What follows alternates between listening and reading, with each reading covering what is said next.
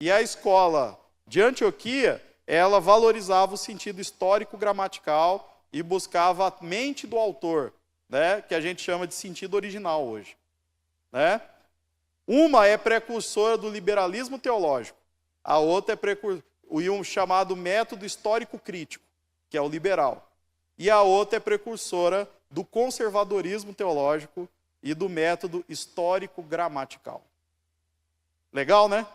E nós estamos aqui como herdeiros do método histórico-gramatical. O método histórico-gramatical tem o seu antecedente na escola de Antioquia. Existe, nesse livro do Sproul que vocês têm na mão, ele vai falar da quádriga. A quádriga era a interpretação de 4 sentidos do texto medieval.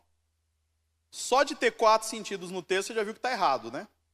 Então, eles tiravam o sentido ético, etiológico, sentido histórico, aí sentido espiritual, sentido isso e aquilo. Eles tentaram misturar a escola de Alexandria com a escola de Antioquia e falaram que o texto tinha 4 sentidos. Deu para entender? Então isso era extremamente confuso, ainda servia de nariz de cera para todo tipo de heresia. Entendeu agora? Então, na Idade Média, eles tiveram um prejuízo muito grande na interpretação bíblica. Aí você tem um pouquinho dessa história no livro que vocês têm na mão. E naqueles anexos que eu mandei. Eu falo sobre a leitura bíblica na Idade Média ali, se não me engano. Tá bom? Obrigado pela participação, é isso mesmo. E dá uma olhadinha no livro sobre quádriga, que é uma forma de interpretar medieval. A terceira escola, ela é a escola chamada de Cartago, não é isso que está lá? Ou latina, né? Também conhecida como escola de Cartago. Por quê? Cartago, norte da África, foi o lugar de 3 teólogos, pais da igreja, que foi chamado de escola latina ou escola de Cartago. Por que escola latina? Porque diferente de Alexandria e de Antioquia, os escritos não estavam em grego, mas esses autores escreviam as obras em latim. Tá certo?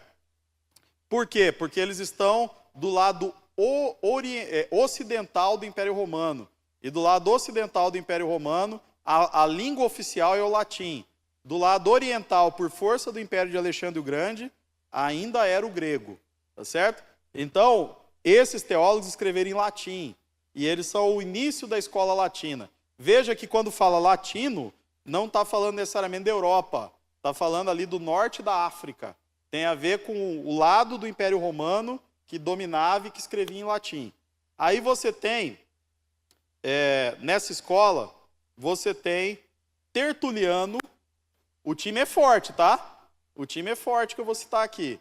Tertuliano de Cartago, Cipriano de Cartago, que nada tem a ver com o livro de São Cipriano, de bruxa, coisa de ter medo aí, não tem nada a ver, né? Só o nome. Você tem Agostinho, que é considerado o maior teólogo da patrística, né? E considerado até hoje o melhor teólogo cristão. Então, nessa escola latina, nós vamos ter os melhores teólogos sistemáticos. Inclusive, eles vão dar contribuição para a teologia sistemática. Tertuliano é um dos primeiros a formular as bases da doutrina da Trindade, né, na forma como a gente expressa até hoje nos credos e confissões. Então, Tertuliano é muito importante. Cipriano, ele acabou tendo uma imagem negativa, porque ele escreveu uma obra que foi a base do sistema episcopal, que deu origem ao Papa, né?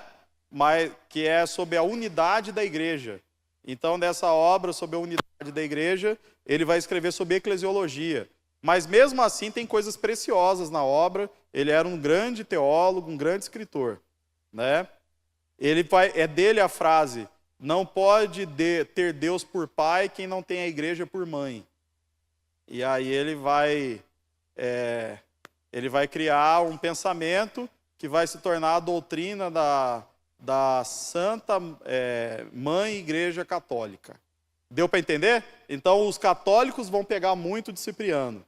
mas ele é da mesma escola teológica de Agostinho e de Tertuliano, que é a escola de Cartago. E por fim você tem Agostinho, que daria uma aula à parte sobre ele, e se eu der a história da igreja será minha, então não vou gastar tempo, nem saliva agora, embora vocês tenham vontade de saber.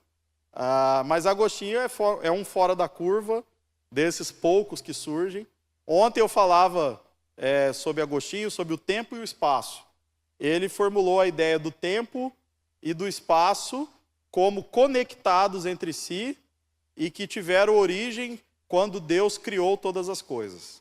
Somente no século XX, com Einstein, isso foi comprovado, né? Mas ele, no século IV da era cristã, falou isso. Então, vou parar por aí. Esse é o Agostinho, né?